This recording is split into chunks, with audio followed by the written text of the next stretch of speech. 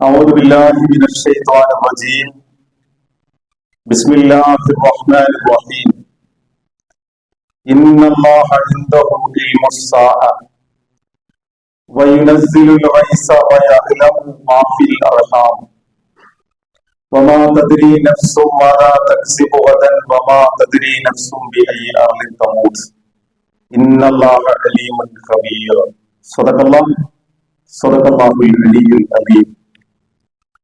ആദരണീയരായ സത്യവിശ്വാസിനികളെ, സർവാധിനാഥനായ അല്ലാഹു സുബ്ഹാനഹു വ തആലയെ സൂക്ഷിച്ച് ജീവിതത്തിന്റെ എല്ലാ മേഖലകളും തഖ്വയിൽ അധിഷ്ഠിതമായി ക്രമീകരിക്കണമെന്ന് എന്നോടെന്ന പോലെ നിങ്ങൾ ഓരോരുത്തരോടും വസിയത്ത് ചെയ്യുന്നു, ഉപദേശിക്കുന്നു. അർഹമുർ റഹീമീനായ നാഥൻ അവനെ വണങ്ങി അവന് വഴങ്ങി ജീവിതം ക്രമീകരിച്ച് അവന്റെ ഇഷ്ടം സമ്പാദിച്ച് വിജയിക്കുന്ന ആളുകളിൽ നമ്മെ എല്ലാവരെയും ഉൾപ്പെടുത്തി അനുഗ്രഹിക്കുമാറാകട്ടെ. ഒരു ഡിസംബർ അവസാന സന്ദർഭത്തിലാണ് നാം ഇപ്പോൾ ഉള്ളത്. ഒരു വർഷം 2023 വിട പറയുകയും 2024 എന്ന പുതിയ ഒരു വർഷത്തിലേക്ക് ലോകം പ്രവേശിക്കാൻ മുൻപിൽ നിൽക്കുകയും ചെയ്യുന്ന സാഹചര്യം വലിയ ആഘോഷ പൊലിമയോടുകൂടി വലിയ കരിമരുന്ന് പ്രയോഗങ്ങളും വാദ്യമേളങ്ങളും ഉപയോഗിച്ച് വ്യത്യസ്തമായ രീതികളിൽ പുതിയ വർഷത്തെ വരവേൽക്കുന്നവരാണ് ലോകത്തെ മഹാഭൂരിഭാഗം മനുഷ്യർ. ഈ ഒരു സാഹചര്യത്തിൽ വിശ്വാസിയെ സംബന്ധിച്ചിടത്തോളം വളരെ കൃത്യമായ ചില പുനരാലോചനകളുടെയും ചില തിരിച്ചറിവുകളുടെയും വിലയിരുത്തലുകളുടെയും സന്ദർഭം കൂടിയാണ്.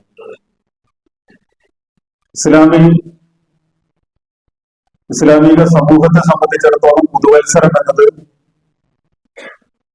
നമുക്കറിയാം, മുഹറം മുതൽ ദുൽഹജ്ജ് വരെയുള്ള 12 മാസങ്ങളിലൂടെ നാം പഠിക്കുകയും വിലയിരുത്തുകയും ചെയ്തിട്ടുള്ളതാണ്. അതേസമയം ലോകവ്യാപകമായി ഉപയോഗിച്ചുകൊണ്ടിരിക്കുന്ന ജനുവരി മുതൽ ഡിസംബർ വരെയുള്ള 12 മാസങ്ങൾ ഏതാണ്ട് എല്ലാ സമൂഹവും ഒരുപോലെ അംഗീകരിക്കുന്നവരാണ്. ഏതെങ്കിലും ഒരു സംഗതി നഷ്ടപ്പെടുമ്പോൾ ആളുകൾ ആഘോഷിക്കുന്നുണ്ടോ എന്ന് ചോദിച്ചാൽ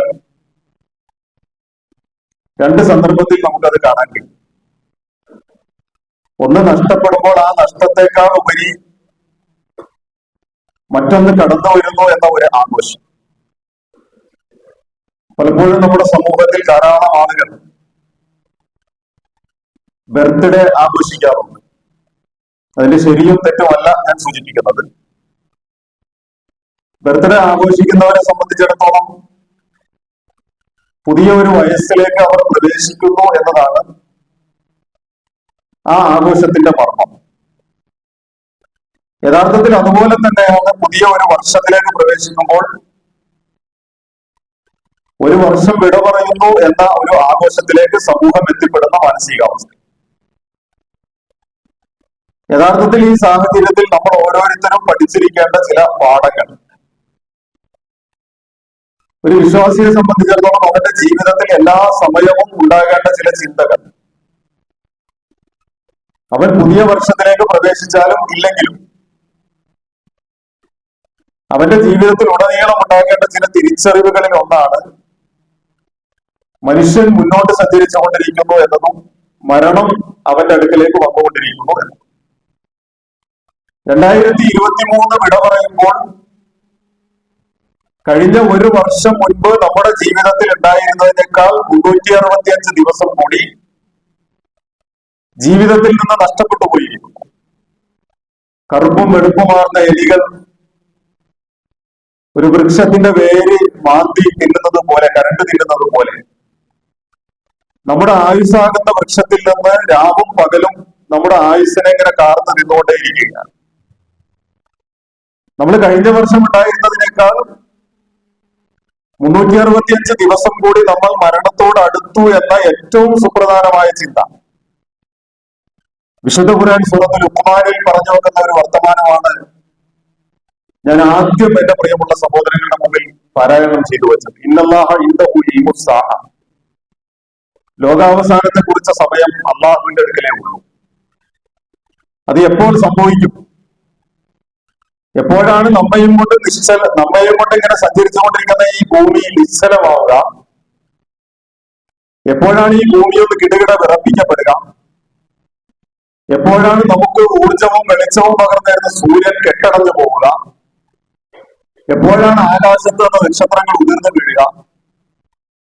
എപ്പോഴാണ് ഈ ക്ഷീരപഥത്തിൽ പരസ്പരം എവിടെയും സ്പർശിക്കാതെ കറങ്ങിക്കൊണ്ടിരിക്കുന്ന ഈ ഗോളങ്ങളൊക്കെയും പരസ്പരം കൂട്ടിയിടിക്കുക? എപ്പോഴാണ് കടല് കരയിലേക്ക് ആഞ്ഞു കയറുക? ഇങ്ങനെ തുടങ്ങി വിശുദ്ധ ഖുർആൻ വളരെ ഭീകരമായ ഒരു ചിത്രം ലോകാവസാനത്തെ കുറിച്ച് നമ്മുടെ മുമ്പിൽ പരിചയപ്പെടുത്തുന്നുണ്ട്. അല്ലാഹു സുബ്ഹാനഹു വ തആല പറയുന്നു, ഇന്നല്ലാഹ ഇൻദഹു ഇൽമുസ്സാഅ. ആ ഒരു ലോകാവസാനം എപ്പോൾ സംഭവിക്കുമെന്നത് അള്ളാഹുവിന്റെ അടുക്കൽ മാത്രമുള്ള ഒരു അറിവാണ്. അതേസമയം മനുഷ്യനെ സംബന്ധിച്ചിടത്തോളം ഏത് നിമിഷവും അവൻ മരണത്തിലേക്ക് വരാം. നമ്മൾ ആലോചിച്ച് നോക്കൂ, ഈ കഴിഞ്ഞ ദിവസങ്ങളിൽ ചില വീഡിയോ നമ്മൾ ശ്രദ്ധിച്ചിട്ടുണ്ടാകും. ഏതാനും ചില സുഹൃത്തുക്കൾ ഒരു ഹോട്ടലിൽ തീൻമേശയുടെ അടുക്കലിരുന്നു കൊണ്ട് ഭക്ഷണം ഓർഡർ ചെയ്യുന്നു. നമ്മളൊക്കെ അനുഭവിക്കാറുള്ളതാണല്ലോ. അല്പസമയം കഴിഞ്ഞ് അവർ ഓർഡർ ചെയ്ത ഭക്ഷണം തയ്യാറായി അവരുടെ മുന്നിൽ കൊണ്ടുവന്ന് സപ്ലയർ അത് കൊണ്ടുവന്ന് വിളമ്പി വെച്ച് കഴിയുമ്പോൾ ഈ ഓർഡർ ചെയ്ത മനുഷ്യർ തന്റെ കൈ ആ ഭക്ഷണത്തിലേക്ക് പതിപ്പിക്കാൻ കഴിയാതെ കുഴഞ്ഞു വീണ് മരണപ്പെടുകയാണ്. വളരെ നിസ്സാരമായ ഒരു സമയം. ഓർഡർ ചെയ്ത് തന്റെ മുന്നിലെത്തിയ ഭക്ഷണം കഴിക്കാനുള്ള ഒരു സമയം പോലും ആ സഹോദരന് ലഭിച്ചിട്ടില്ല എന്നുള്ളതാണ്. ആരോഗ്യമുള്ള ചെറുപ്പക്കാർ ക്രിസ്തുമസിന്റെ ആഘോഷവുമായിട്ട് ബന്ധപ്പെട്ട് നൃത്തം ചവിട്ടി കരോല ഡാൻസ് കളിച്ചിങ്ങനെ തിമിർത്താടിക്കൊണ്ടിരിക്കുന്നുണ്ട്. ആ തിമിർത്താടിക്കൊണ്ടിരിക്കുന്നവർക്കിടയിൽ നിന്ന് നല്ല ആരോഗ്യമുള്ള ഒരു ചെറുപ്പക്കാരൻ പെട്ടെന്ന് കുഴഞ്ഞു വീഴുന്നു. പാട്ടുപാടി ഡാൻസ് കളിച്ചുകൊണ്ടിരുന്ന ചെറുപ്പക്കാരൻ. ഏതെങ്കിലും ഒരു മനുഷ്യൻ പ്രതീക്ഷിച്ചിട്ടുണ്ടാവുമോ അങ്ങനെ ഒരു മരണം? നമ്മൾ ആലോചിച്ച് നോക്കൂ, നമ്മുടെ കൂടെ കഴിഞ്ഞ വർഷം 2022 ഉണ്ടായിരുന്ന പലരും 2023 ഇല്ല. 2023 നമ്മളോടൊപ്പം ഉണ്ടായിരുന്ന പലരും 2024 പ്രവേശിക്കാൻ നമ്മളോടൊപ്പം ഇല്ല. നമ്മൾ തന്നെയും 2024 പ്രവേശിക്കുമെന്നത് നമുക്ക് ഉറപ്പിക്കാൻ കഴിയുന്ന സംഗതിയല്ല. അപ്പൊ യഥാർത്ഥത്തിൽ മരണം എന്ന് പറയുന്നത് മനുഷ്യന്റെ, വിശുദ്ധ ഖുർആൻ പറയുന്നത് പോലെ, അവന്റെ ചെരുപ്പിന്റെ വാറിനോളം അവനോട് അടുത്ത് നിൽക്കുന്ന ഒരു സംഗതിയാണ്. അല്ലാഹു സുബ്ഹാനഹു വ തആല ഇന്നല്ലാഹ ഇൻദഹു ഇൽമുസ്സാഅ. ലോകാവസാനത്തിന്റെ സമയം അല്ലാഹുവിന്റെ അടുക്കൽ മാത്രമുള്ളതാണ്. വയനസ്സിലുൽ ഗൈസ. അല്ലാഹു സുബ്ഹാനഹു വ തആല ആകാശത്ത് നിന്ന് പെരുമഴ പെയ്യിക്കുന്നവനാണ്. വയഅലമു മാ ഫിൽ അർഹാം. ഗർഭാശയങ്ങളിൽ രൂപപ്പെടുന്നത് ആണോ പെണ്ണോ അത് തീരുമാനിക്കുന്നത് അള്ളാഹുവാണ്. അള്ളാഹുവിനെ മാത്രം അറിയുന്ന ഒരു സംഗതിയാണ്. മാത്രമല്ല, വമാ തദ്രി നഫ്സും മാദാ തക്സിബു ഗദൻ വമാ തദ്രി നഫ്സും ബിഅയ്യി അർദിൻ തമൂത്. നിങ്ങൾ എന്ത് നാളേക്ക് വേണ്ടി നിങ്ങൾ സമ്പാദിച്ചു വെച്ചിരിക്കുന്നു നിങ്ങൾക്കറിയില്ല, അള്ളാഹുവിനതറിയാം. എന്ന് മാത്രമല്ല, വമാ തദ്രി നഫ്സും ബിഅയ്യി അർദിൻ തമൂത്. നിങ്ങൾ ഏത് ഭൂമിയിൽ വെച്ച് എപ്പോൾ മരണപ്പെടും എന്നതും നിങ്ങളിൽ ഒരു മനുഷ്യന് പോലും സ്വന്തത്തെ കുറിച്ച് അറിവുള്ള കാര്യമല്ല. ഒരാളുടെ മരണവും മുൻകൂട്ടി ഡോക്ടർമാർ പോലും ആലോചിച്ച് നോക്കൂ. വളരെ ക്രിട്ടിക്കൽ സ്റ്റേജിലെ ആശുപത്രികളിൽ കിടക്കുന്ന രോഗികളുടെ കാര്യത്തിൽ പോലും അവരെ പരിശോധിച്ചുകൊണ്ടിരിക്കുന്ന ഡോക്ടർമാർക്ക് പോലും സമയം നിർണ്ണയിക്കാൻ കഴിയില്ല. കാരണം ആ സമയം അള്ളാഹു തീരുമാനിച്ചതാണ്. മരണത്തോട് അടുത്തു എന്ന് ചില ലക്ഷണങ്ങൾ കൊണ്ട് പറയാം. അതിന് ഡോക്ടർ ആവണമെന്ന് നിർബന്ധവുമില്ല. അല്ലാത്ത എത്രയോ ആളുകൾ ലക്ഷണം കണ്ടുകൊണ്ട് മരണത്തോട് അടുത്തിരിക്കുന്നു എന്ന് പറയാറുണ്ട്. പക്ഷെ യഥാർത്ഥത്തിൽ മനുഷ്യനെ സംബന്ധിച്ചിടത്തോളം നമ്മുടെ നിഴല് പോലെ നമ്മുടെ മേൽവിലാസം ഏത് നിമിഷവും മായ്ച്ചു കളയാവുന്ന മരണം എന്ന ഒരു സുഹൃത്ത് നമ്മുടെ കൂടെ നടന്നുകൊണ്ടിരിക്കുന്നുണ്ട്. അതുകൊണ്ടാണ് അലി ഇബ്നു അബീ ത്വാലിബ് റളിയല്ലാഹു അൻഹു പലപ്പോഴും നമ്മൾ പറയാറുള്ള ഒരു വർത്തമാനമുണ്ടല്ലോ, നിങ്ങൾക്ക് നേരെ വന്നുകൊണ്ടിരിക്കുന്ന ഈ വാഹനം, മരണമാകുന്ന വാഹനം, നിങ്ങളിങ്ങനെ മുന്നോട്ട് സഞ്ചരിച്ചുകൊണ്ടിരിക്കുക, ഒരു പ്രത്യേക ഘട്ടത്തിൽ നിങ്ങൾ വഴി മാറണം, നിങ്ങളുടെ ശരീരം ഉപേക്ഷിച്ച് നിങ്ങൾ പോകണം. ആ വർത്തമാനം പറഞ്ഞതിന് ശേഷം അലി ഇബ്നു അബീ ത്വാലിബ് റളിയല്ലാഹു അൻഹു ചേർത്ത് പറയുന്നത്, ഇന്ന് നിങ്ങൾ ഇപ്പോൾ ജീവിച്ചുകൊണ്ടിരിക്കുന്ന ഈ സമയം, കഴിഞ്ഞതൊക്കെ കഴിഞ്ഞു. പക്ഷെ നിങ്ങളിപ്പോൾ ഈ ജീവിച്ചുകൊണ്ടിരിക്കുന്ന സമയം നിങ്ങൾക്ക് അമലുകൾ ചെയ്യാനുള്ളതാണ്, കർമ്മങ്ങൾ ചെയ്യാനുള്ളതാണ്. നാളെ എന്ന് പറയുന്നത് വിചാരണയുടെ സമയമാണ്. വിചാരണയുടെ സമയം കർമ്മങ്ങൾ ചെയ്യാനുള്ളതല്ല. ഇന്ന് കർമ്മങ്ങൾ ചെയ്യാനുള്ള സമയമാണ്. നാളെ ആ കർമ്മങ്ങളുടെ വിചാരണയെ നിങ്ങൾ അഭിമുഖീകരിക്കാനുള്ള സമയമാണ്. കർമ്മങ്ങൾ ചെയ്യേണ്ട സമയത്ത് നിങ്ങൾ നിസ്സംഗമായി മാറി നിൽക്കുകയാണെങ്കിൽ, നിങ്ങൾ നിർവഹിക്കേണ്ട അമലുകൾ നിങ്ങൾ നിർവഹിക്കാതെ മുന്നോട്ട് പോവുകയാണെങ്കിൽ വിചാരണയുടെ സന്ദർഭത്തിൽ നിങ്ങൾ കൈവിരലുകൾ കടിക്കേണ്ടി വരും എന്നതാണ് അതിന്റെ വസ്തുത എന്ന് പറയുന്നത്. മഹാനായ മുആവിയ റളിയല്ലാഹു അൻഹുവും ഉബൈദുല്ലാഹ് ഇബ്നു ജർഹം റളിയല്ലാഹു അൻഹു തമ്മിലുള്ള ഒരു സംഭാഷണമുണ്ട്. നിങ്ങളുടെ ജീവിതത്തിൽ എന്തെങ്കിലും ഒരു സംഭവം ഒന്ന് പറയൂ.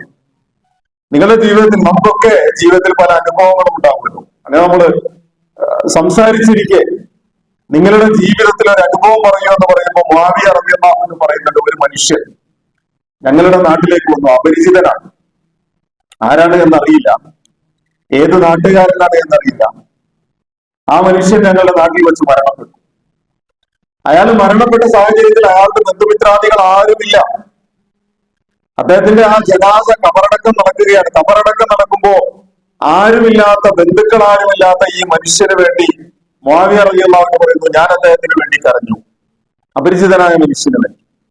എന്നിട്ട് ആ കരച്ചിലിന്റെ ഇടയ്ക്ക് ഞാനൊരു കവിത ചൊല്ലി. ആ കവിത യബ്കിയൽ ഗരീബു അലൈഹി ലൈസ യഅരിഫുഹു വദ്ദു ഖറാബതിഹി ഫിൽ ഹയ്യ മസ്റൂർ. രണ്ടുപേര് കവിതയാണ് അദ്ദേഹം ചെല്ലുന്നത്. ആ കവിതയുടെ ആശയം യബ്കിയൽ ഗരീബു അലൈഹി ലൈസ യഅരിഫുഹു, ഈ മനുഷ്യന് വേണ്ടി അയാളെ അറിയാത്ത, അയാൾ ആരാണ് എന്ന് യാതൊരു തിരിച്ചറിവുമില്ലാത്ത ഏതൊക്കെയോ മനുഷ്യർ അദ്ദേഹത്തിന് വേണ്ടി കരയുന്നു. എന്നാൽ വദ്ദു ഖറാബതിഹി ഫിൽ ഹയ്യ മസ്റൂർ, അദ്ദേഹത്തെ അറിയുന്ന അദ്ദേഹത്തിന്റെ ഏറ്റവും അടുത്ത ബന്ധുക്കൾ ഈ മരണം അറിയാതെ സന്തോഷിച്ചു കൊണ്ടിരിക്കുകയാണ്. ഇദ്ദേഹം ഇവിടെ വിട പറഞ്ഞു എന്നത് അദ്ദേഹത്തിന്റെ ബന്ധുക്കൾ അറിഞ്ഞിട്ടില്ല. അവര് സന്തോഷത്തിലായിരിക്കും. പക്ഷെ അയാളെ അറിയാത്ത ഏതൊക്കെയോ മനുഷ്യർ അയാൾക്ക് വേണ്ടി കരയുന്നു എന്ന് ഈ കവിത ചൊല്ലിയപ്പോ അദ്ദേഹത്തിന്റെ അടുക്കലിരുന്നു കൊണ്ട് മറ്റൊരു മനുഷ്യൻ മുആവിയ റളിയല്ലാഹു അൻഹുവിനെ തോണ്ടി വിളിച്ചിട്ട് ചോദിച്ചു, ഈ കവിത ആരെഴുതിയതാണ് എന്ന് താങ്കൾക്കറിയും? ഈ കവിത ആരെഴുതിയതാണ് എന്ന് താങ്കൾക്കറിയുമോ? അപ്പൊ മുആവിയ റളിയല്ലാഹു അൻഹു പറഞ്ഞു, എനിക്കറിയില്ല, ഈ കവിത ഞാൻ കേട്ടിട്ടുണ്ട് ധാരാളം, പക്ഷെ ആരാണ് എഴുതിയത് എന്ന് എനിക്കറിയില്ല എന്ന് പറഞ്ഞപ്പോ ആ മനുഷ്യൻ പറഞ്ഞു, ഈ വരികൾ എഴുതിയ കവിയാണ് ഈ നിശ്ചലനായി കിടക്കുന്ന ഈ ജനാസ. ഈ മനുഷ്യനാണ് ആ കവിത എഴുതിയത്. നമ്മൾ ആലോചിച്ച് നോക്കൂ, എത്ര അർത്ഥവത്തായിട്ടാണ് ആ വരികൾ അങ്ങനെ അദ്ദേഹം ആ സന്ദർഭത്തിൽ എടുത്തു ഉദ്ധരിക്കുന്നത്. അഥവാ മനുഷ്യനെ സംബന്ധിച്ചിടത്തോളം യാതൊരു ഗ്യാരണ്ടിയും ഇല്ലാത്ത, ഏത് നിമിഷവും എവിടെ വെച്ചും മരണം സംഭവിച്ചേക്കാവുന്ന.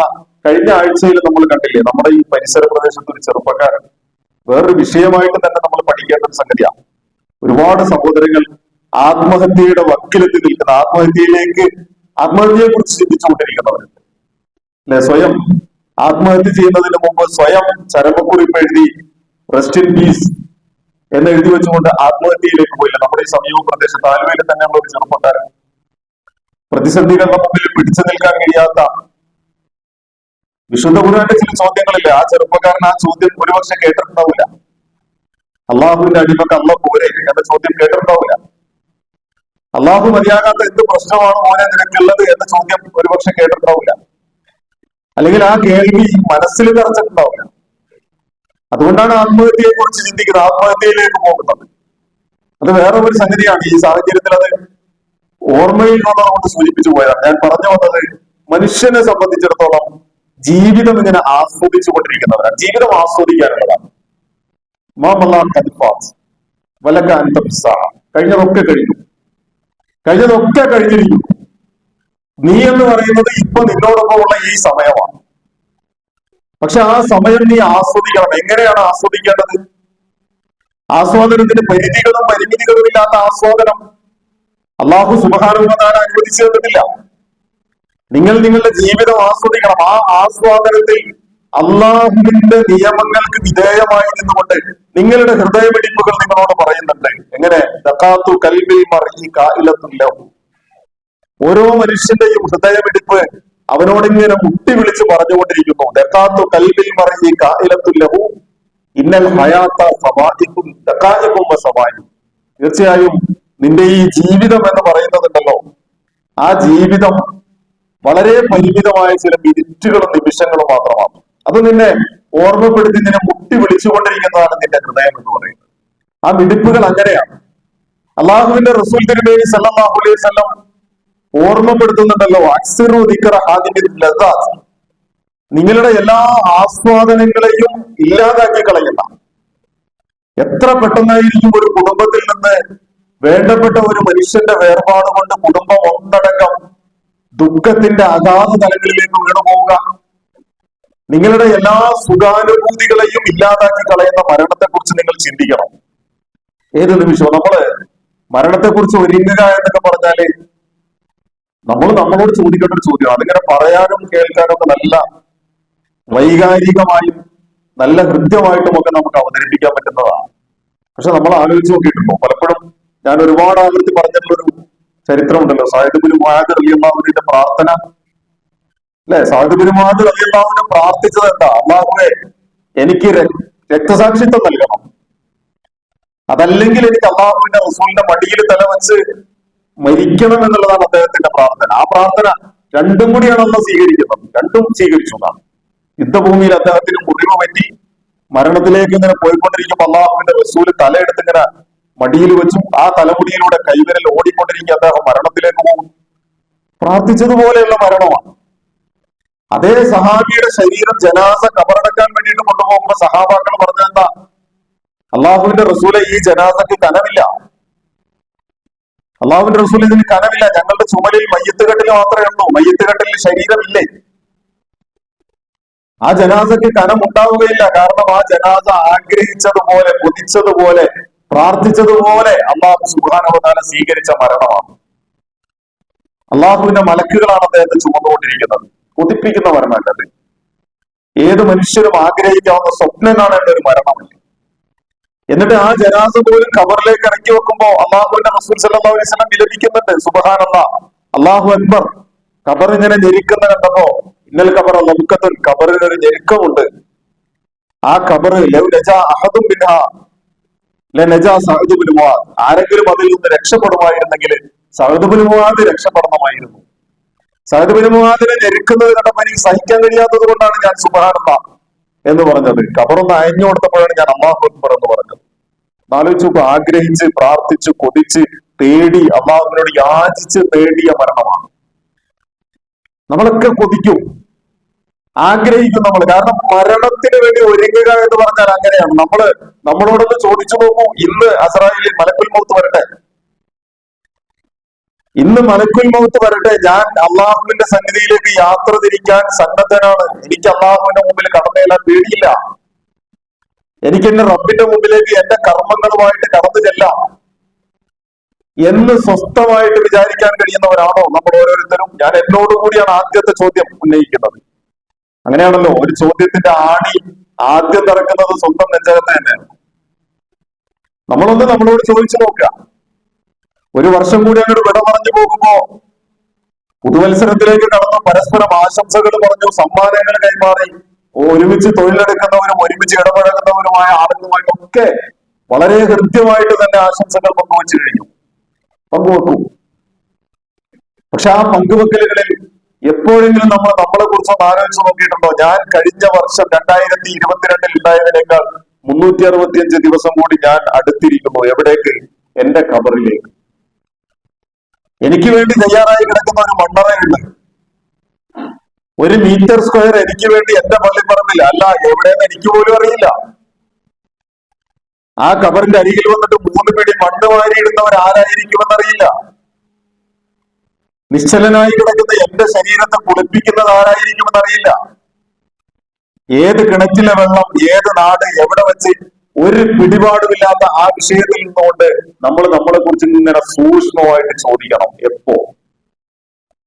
ഇന്ന് ആ മലക്കുൽ മൗത്ത് എന്നെ സമീപിച്ചാൽ ഞാൻ പോകാൻ തയ്യാറാണ്. എങ്കിൽ മരണം ഭരിക്കാൻ ഞാൻ സന്നദ്ധനാണ് എന്ന് ആത്മവിശ്വാസത്തോടു കൂടി പറയാൻ കഴിയുന്നുണ്ടെങ്കിലേ നമ്മൾ മരണത്തിൽ ഒരുങ്ങിയിട്ടുള്ളൂ.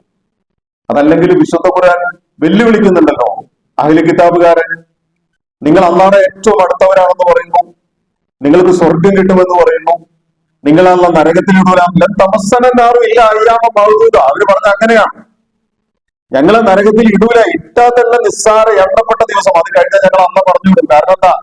നഹ്നു അബ്നാഉല്ലാഹി വ അഹിബ്ബാഉ, ഞങ്ങൾ അള്ളാഹുടെ മക്കളാണ്, ഞങ്ങളോടാണ് അള്ളാഹ്ക്ക് ഏറ്റവും ഇഷ്ടം. ഇങ്ങനെയൊക്കെ പറഞ്ഞ ആളുകളോട് വിശുദ്ധ ഖുർആൻ ചോദിച്ച ചോദ്യം എന്താണെന്ന് വെച്ചാല്, ശരി നിങ്ങൾ ഈ പറഞ്ഞതൊക്കെ അംഗീകരിച്ചു തരാം, അപ്പൊ തമന്നവുൽ മൗതൈൻ കൊണ്ടും സാധിക്കും. നിങ്ങൾ ഈ പറഞ്ഞതൊക്കെ ശരിയാണെങ്കിൽ അപ്പൊ തമന്നവുൽ മൗതൈൻ കൊണ്ട് സാധിക്കും, നിങ്ങൾ മരിക്കാൻ വേണ്ടിയിട്ടൊന്ന് കൊതിക്കും. നിങ്ങൾക്ക് പേടിയില്ലല്ലോ, സ്വർഗത്തിൽ പോകുന്നല്ലേ പറയുന്നത്, നിങ്ങൾ നരകത്തിൽ പോകില്ല എന്നല്ലേ പറയുന്നത്, എങ്കിൽ പിന്നെ മരണത്തിന് എന്തിനാ പേടിക്കുന്നത്?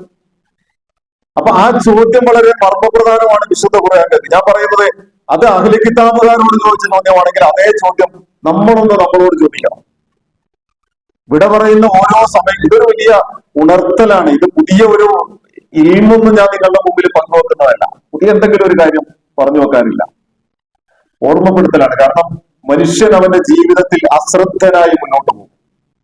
ഈ അശ്രദ്ധനായി മുന്നോട്ട് പോകുന്ന മനുഷ്യന്റെ അടുക്കൽ ജീവിതം ആസ്വദിക്കണം, എങ്ങനെ ആസ്വദിക്കണം എന്ന് പറയാൻ അള്ളാഹുവിന്റെ ദീൻ ബാധ്യസ്ഥമാണ്. അള്ളാഹുവിന്റെ ദീനിൽ നിന്നുകൊണ്ട് നമ്മൾ ബാധ്യസ്ഥരാണ്.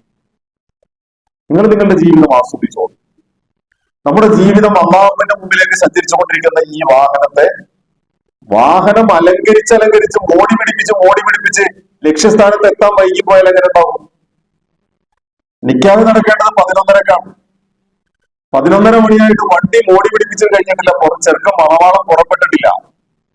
11:30 മണിക്ക് ലക്ഷ്യസ്ഥാനത്ത് എത്തേണ്ടതാ. അപ്പൊ പിന്നെ ആ വണ്ടി കൊണ്ട് കാര്യമുണ്ടോ? ആ വാഹനം കൊണ്ട് കാര്യമില്ലല്ലോ. നമ്മളിങ്ങനെ ജീവിതം മോടി പിടിപ്പിച്ചുകൊണ്ടിരിക്കുകയാണ്. ഭൗതികമായ കുറെ ആഗ്രഹങ്ങളുടെ പിന്നാലെ നടന്നിട്ട് നമ്മുടെ ജീവിതത്തെ നമ്മൾ ഏറ്റവും ആകർഷകമാക്കി മാറ്റാനുള്ള ശ്രമം നടത്തിക്കൊണ്ടിരിക്കണം. അവിടെ ഈ ദുനിയാവ് നശ്വരമാണ് എന്ന വലിയ ഒരു പാഠം നമ്മൾ പഠിക്കണം.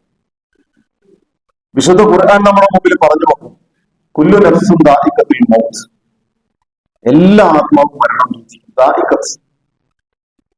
രുചിക്കുമെന്നാണ്. ഒരു ആത്മാവ് പോലും മരണം രുചിക്കാതെ മുന്നോട്ട് പോകില്ല. പക്ഷെ ആ മരണത്തിന് ശേഷം ഉജൂറക്കും യൗമൽ ഖിയാമ, അതിനുശേഷം അതിന്റെ പൂർണ്ണമായ പ്രതിഫലം അവർക്ക് കിട്ടും. ആ ഒരു പൂർണ്ണമായ പ്രതിഫലത്തിലേക്ക് വേണ്ടിയിട്ട് ജീവിതത്തെ ഏറ്റവും നല്ല നിലയ്ക്ക് അള്ളാഹുവിൽ അടിയുറച്ച് നിന്നുകൊണ്ട് ആസ്വദിക്കുന്നവരെ ആ ആസ്വാദനം കിട്ടുന്നുള്ളൂ. നമുക്ക് എന്തുകൊണ്ടാണെന്നറിയോ ആസ്വാദനം കിട്ടാത്തത്? നമുക്ക് അനുഭൂതി കിട്ടാത്തത് നമ്മൾ പലതിന്റെയും യാഥാർത്ഥ്യം തിരിച്ചറിയാത്തതുകൊണ്ടാണ്. നമ്മള് ജനുവരിയിലേക്ക് പ്രവേശിച്ചു. ഞാൻ കഴിഞ്ഞ ഒരു കുത്തുബയിൽ ഞാൻ സൂചിപ്പിച്ചു, ജനുവരി എന്ന് പറയുന്നത് പുതിയ ഒരു വർഷത്തിലേക്ക് പ്രവേശിക്കുമ്പോൾ ജനുവരി എന്ന് പറഞ്ഞാൽ റോമൻ സാഹിത്യത്തിലെ ഏതൊരു സംഗതിയും തുടങ്ങുമ്പോൾ നമ്മൾ ബിസ്മില്ല എന്ന് പറയുന്ന പോലെ, അള്ളാഹുവിന്റെ നാമത്തിൽ എന്ന് പറയുന്നത് പോലെ, റോമൻ സാഹിത്യത്തിൽ ഏതൊരു സംഗതിയും തുടങ്ങുമ്പോൾ പറയുന്നത് ജാനസ് ലാനൂരിയാനിസ് എന്ന് പറയുന്ന ഒരു ദേവന്റെ പേരിലാണ്. ആ ദേവന്റെ പ്രത്യേകത എന്താ വെച്ചാൽ 2 മുഖമുണ്ട്. 2 മുഖം, ഒന്ന് മുന്നിലേക്കും ഒന്ന് പിന്നിലേക്കുമാണ്. കഴിഞ്ഞുപോയ ഒരു വർഷത്തെ മുഴുവനും വിലയിരുത്തുകയാണ് ഈ പിന്നിലേക്കുള്ള മുഖം.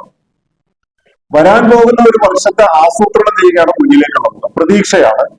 വരാൻ പോകുന്ന ഒരു വർഷം ഞാൻ എന്റെ ജീവിതത്തിൽ എന്തൊക്കെ മാറ്റങ്ങളും, ഈ ഒരു പ്രതീക്ഷയെ ആ 2ാമത്തെ മുഖം പ്രതിനിധീകരിക്കുന്നുണ്ട്. അത് കഴിഞ്ഞാൽ ഫെബ്രുവരി എന്ന് പറയുന്നത് റോമൻ സാഹിത്യത്തിലെ തന്നെ, നമ്മൾ അറബി ഭാഷയിൽ വേണമെങ്കിൽ തൗബ എന്നൊക്കെ പറയാവുന്ന സംസ്കരണം എന്നർത്ഥം വരുന്ന പദമാണ് ഫെബ്രുവരി എന്ന് പറഞ്ഞാൽ. അത് സംസ്കരണത്തിന്റെ പദമാണ്. അപ്പൊ ജീവിതത്തെ നോക്കിക്കാണുന്നതും ജീവിതത്തെ വിലയിരുത്തുന്നതും വരാൻ പോകുന്ന ജീവിതത്തെ ആസൂത്രണം നടത്തുന്നതും ജീവിതത്തെ സംസ്കരിച്ചെടുക്കുന്നതും ഒക്കെ ഈ മാസങ്ങളുടെ പേരുകളുമായിട്ട് ചില സവിശേഷതകളും സവിശേഷമായ ബന്ധങ്ങളും ഉണ്ട്.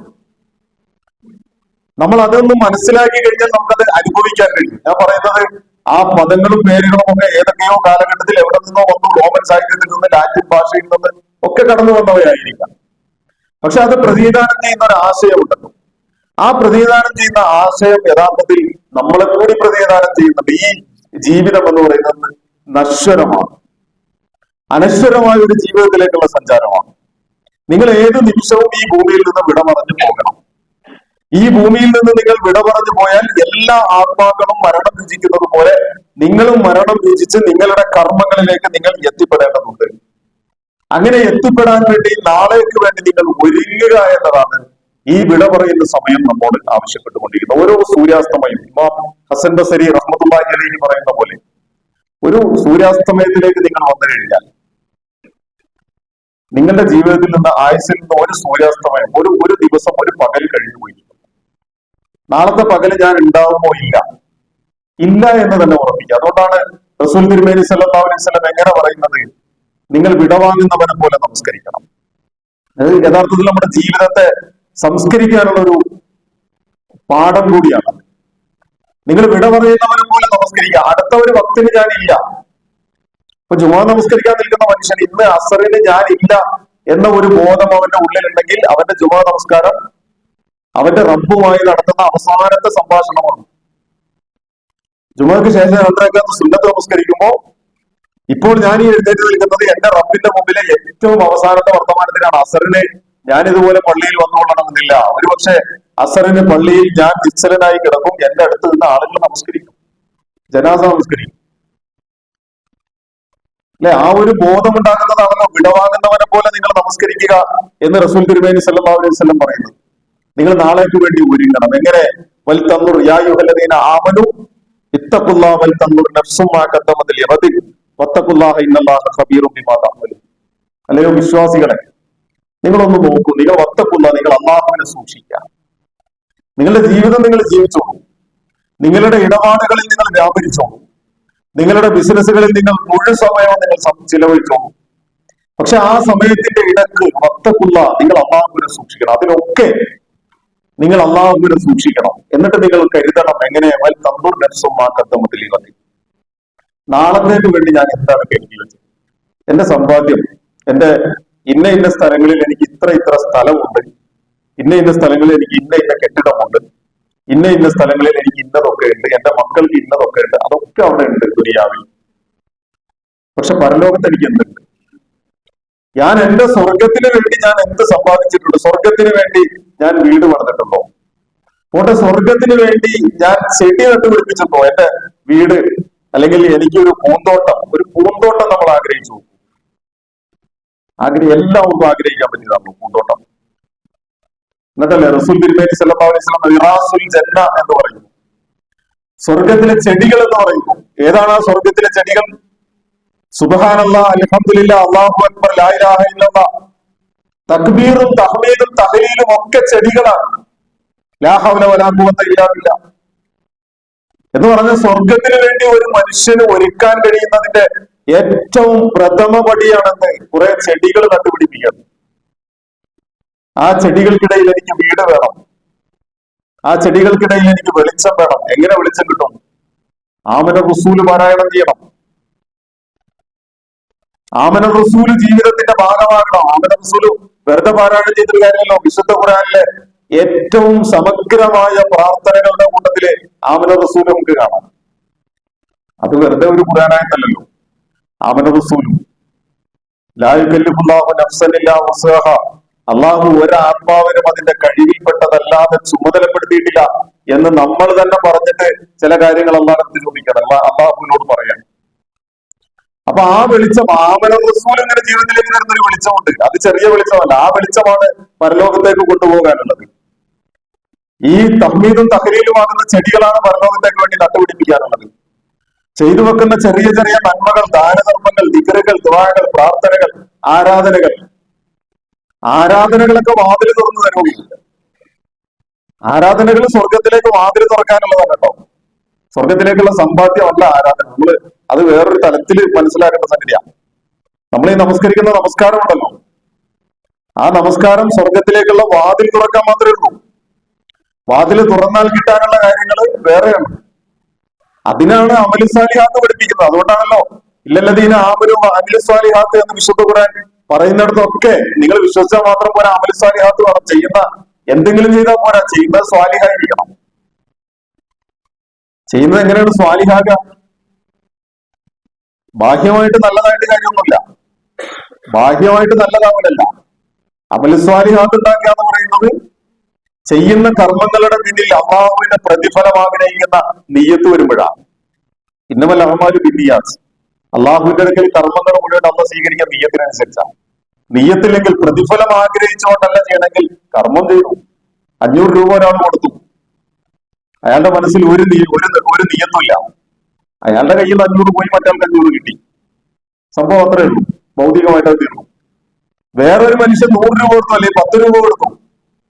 പക്ഷെ 10 രൂപ കൊടുത്ത മനുഷ്യന്റെ നിയത്ത്, അള്ളാഹുവെ എനിക്കിതിന്റെ പ്രതിഫലം തരണം, നിന്റെ മാർഗത്തിലാണ് ഞാനിത് ചിലവഴിക്കുന്നത് എന്ന ഒരു ആഗ്രഹത്തോടും ആ മനുഷ്യന് അതിന്റെ പ്രതിഫലമുണ്ട്. അതാണ് ആ നിയ്യത്ത് വരുമ്പോഴുള്ള വ്യത്യാസം. നിങ്ങളൊരു മനുഷ്യന് ബിരിയാണി വാങ്ങി കൊടുക്കും, അയാൾ തിന്നു വയറ് നിറഞ്ഞു പോയി.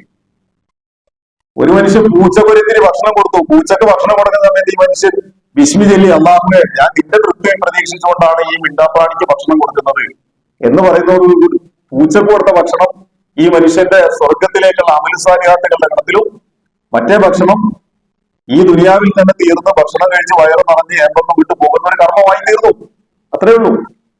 അതാണ് അതിന്റെ വ്യത്യാസം എന്ന് പറഞ്ഞാൽ, ഞാൻ പറഞ്ഞത് വളരെ വിശാലമായ കുറെ വർത്തമാനങ്ങൾ പറഞ്ഞു വെക്കേണ്ട ഒരു സംഗതിയാണ് ഈ ദുനിയാവിൽ നിന്നുകൊണ്ട് മരണത്തിന് വേണ്ടിയുള്ള ഒരുക്കം എന്ന് പറയുന്നത്.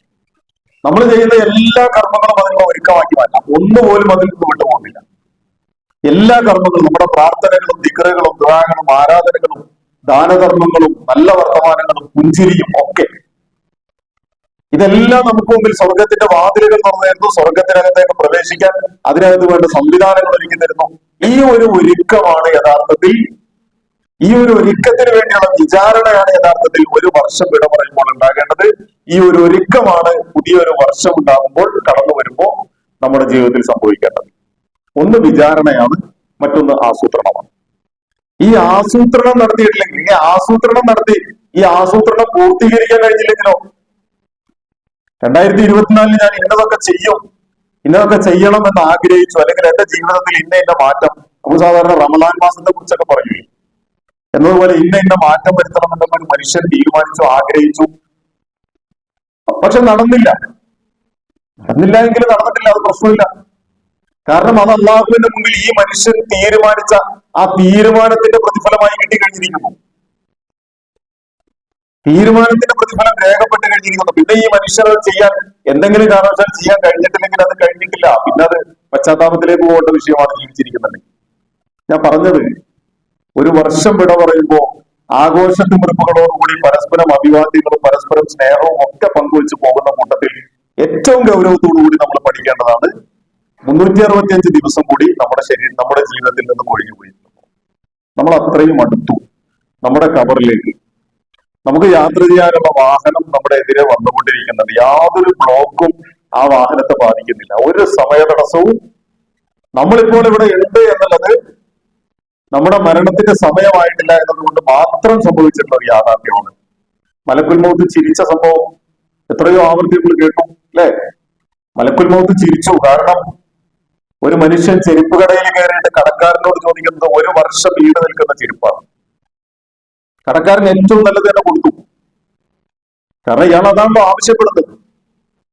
പക്ഷെ ഈ മനുഷ്യൻ 1 വർഷം ഈട് നിൽക്കാവുന്ന ഏറ്റവും ഗുണനിലവാരമുള്ള ചെരുപ്പുമായിട്ട് പുറത്തേക്ക് ഇറങ്ങി വരുമ്പോ വാതിൽ തുറക്കാൻ കാത്തു നിൽക്കുകയാണ് മലക്കുൽ മൗത്ത് ഇതിനെ കൂട്ടിപ്പോവാൻ. നമ്മുടെയൊക്കെ ജീവിതം പലപ്പോഴും അങ്ങനെയാണ്. മലക്കുൽ മൗത്ത് നമ്മളെ ചുറ്റിപ്പറ്റി എങ്ങനെ നടക്കുന്നുണ്ട് എന്നൊരു ബോധം നമ്മുടെ മനസ്സിലുണ്ടാകണം. നമ്മുടെ ഭാവിക്ക് വേണ്ടി, മരണത്തിന് വേണ്ടി ഒരുങ്ങണം, അള്ളാഹുവിനെ കണ്ടുമുട്ടാൻ വേണ്ടി ഒരുങ്ങണം എന്നതാണ് പുതിയൊരു വർഷത്തിലേക്ക് പ്രവേശിക്കുമ്പോൾ പ്രിയമുള്ള സഹോദരങ്ങളുടെ മുമ്പിൽ പറഞ്ഞു വെക്കാനുള്ള ഒരേ ഒരു വസിയത്ത്. അള്ളാഹു സുബ്ഹാനഹു വ തആല നമ്മെ അനുഗ്രഹിക്കുമാറാകട്ടെ. അള്ളാഹുവിന് ഇഷ്ടപ്പെടുന്ന, അവനെ വണങ്ങി ജീവിതം ക്രമീകരിക്കാൻ കഴിയുന്ന സൗഭാഗ്യവാന്മാരുടെ കൂട്ടത്തിൽ നമ്മെ എല്ലാവരെയും ഉൾപ്പെടുത്തി അനുഗ്രഹിക്കുമാറാകട്ടെ.